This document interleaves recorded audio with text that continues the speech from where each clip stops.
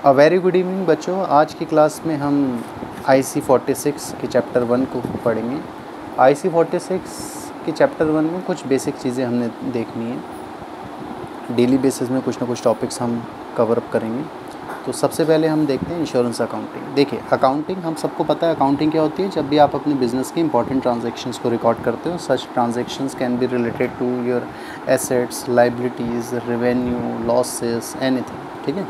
तो insurance accounting मतलब जब इंश्योरेंस बिजनेस की जितनी भी ट्रांजैक्शंस है इंश्योरेंस कंपनी रिकॉर्ड करेगी। तो देखिए, जब भी आप अकाउंटिंग करते हो तो अकाउंटिंग करने से पहले you have to keep certain standards और policies keep in your mind, जिसके बेसिस में आप अकाउंटिंग करोगे। तो देखिए, कुछ कंप्लाइंस या कुछ इम्पॉर्टेंट एक्ट्स हैं, कुछ ऑर्गेनाइजेशंस हैं, हमारा रेगुलेटर है, जिसके बेसिस में सारी की सारी अकाउंटिंग की जाती है। ठीक है।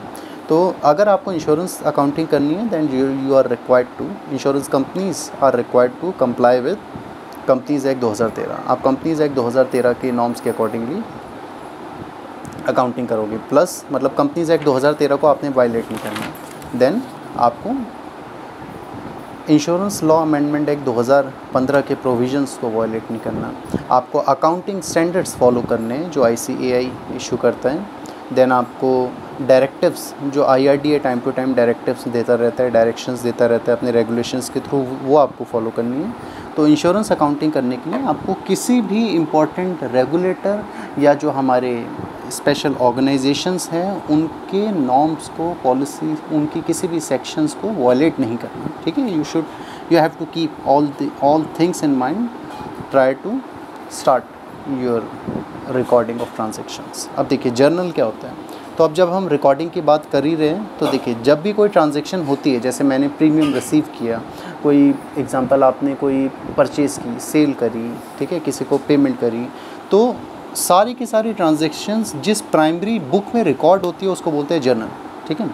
कोई भी अगर आप ट्रांजैक्शन कर रहे हो बिज़नेस के अंदर, ट्रांजैक्शंस का मतलब sale, purchase, cash payment, expenses payment, ये सब, तो जो भी ट्रांजैक्शंस आप फर्स्ट टाइम रिकॉर्ड करते हो वो कहाँ रिकॉर्ड होती है? जर्नल के अंदर।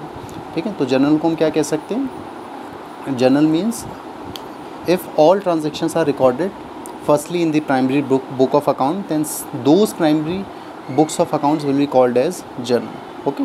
नाउ आगे बढ़ते हैं। लेजर क्या होता है? देखिए, प्राइमरी रिकॉर्डिंग हम किस में करते हैं? जर्नल में। और फिर जर्नल के बाद फर्दर हम क्या करते हैं? उसकी एक फाइनल बुक ऑफ अकाउंट्स बनाते हैं जिसको हम बोलते हैं लेजर। तो लेजर को क्या बोल सकते हैं? लेजर होता है हमारा फाइनल बुक ऑफ अकाउंट।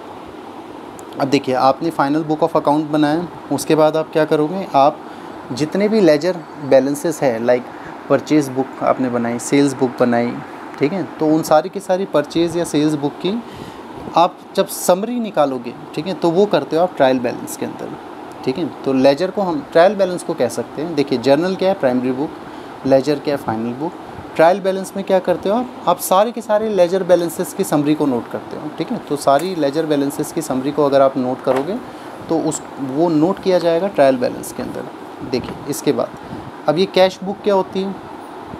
तो हमने एक छोटी सी चीज़ याद रखनी है कि जो कैश बुक है उसको आप जर्नल या लेजर बुक दोनों ही बोल सकते हो। ठीक है।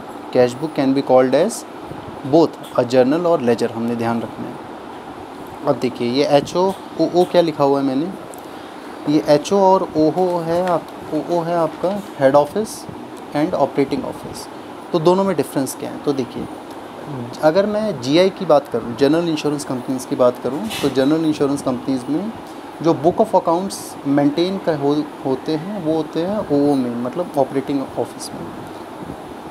ठीक है। तो हमने ध्यान रखना है, जनरल इंश्योरेंस में बुक ऑफ अकाउंट्स को, जितने भी आपके अकाउंट्स हैं वो मेंटेन किए जाते हैं ऑपरेटिंग ऑफिस में, जबकि and those accounts will be different from the accounts maintained at the head office. ठीक है। हेड ऑफिस में जो अकाउंट्स है वो अलग मेंटेन होंगे, ऑपरेटिंग ऑफिस में जो अकाउंट्स हैं वो अलग मेंटेन होंगे। तो हमने ध्यान रखना है, ऐसा नहीं है कि जनरल इंश्योरेंस जो बिज़नेस है उसमें आप हेड ऑफिस और ऑपरेटिंग ऑफिस के अंदर सेम अकाउंट मेंटेन कर रहे हो। ठीक है। In general companies, general insurance business, book of accounts which are maintained at operating office are different from the accounts maintained at the head office. ठीक है। हमने ध्यान रखना है। अब ये सॉल्वेंसी और लिक्विडिटी क्या है बच्चों? तो देखो, जनरल इंश्योरेंस कंपनीज़ क्या होती है, काफ़ी इम्पोर्टेंस देती है सॉल्वेंसी मार्जिन को अभी हम पढ़ेंगे आगे चल के required solvency margin, actual solvency margin and liquidity को, ठीक है। दोनों ही चीज़ें बहुत इंपॉर्टेंट है हमारी फाइनेंशियल हेल्थ के लिए, ठीक है। सॉल्वेंसी मार्जिन और liquidity margin both are very important for our financial health. अगर कंपनी लॉन्ग टर्म पीरियड के लिए सर्वाइव करना चाहती है देन कंपनी क्या चाहेगी कि हमेशा उसके पास अपने डे टू डे एक्सपेंसेस को मीट करने के लिए फ़ंड्स रहे, ठीक है। मतलब लिक्विडिटी रिक्वायरमेंट्स को मीट करने के लिए फ़ंड्स रहे।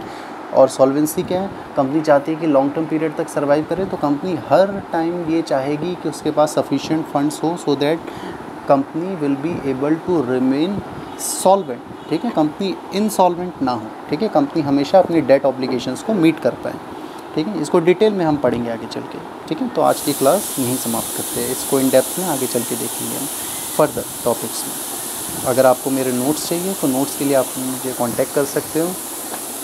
नोट्स कुछ इस फॉर्मेट में है, हर चैप्टर के अंदर मैंने जितने भी इम्पोर्टेंट टॉपिक्स हैं वो कवर कर रखे हैं, ये चैप्टर वाइज हैं। बट बच्चों इसका मतलब ये नहीं है कि सिर्फ मेरे ही नोट्स को रेफ़र करके आप अपनी स्टडीज़ कर सकते हो, नहीं। अगर आप डायरेक्टली बुक्स रेफ़र कर सकते हो then it is the best. मैंने क्या किया, मैंने सिर्फ अपनी प्रिपरेशन के टाइम पे भी मेरी आदत है नोट्स बनाने की, तो मैंने अपने लिए ये नोट्स बनाए थे और इन नोट्स की हेल्प से मैंने स्कोरिंग करी है अच्छी खासी, ठीक है। चलिए।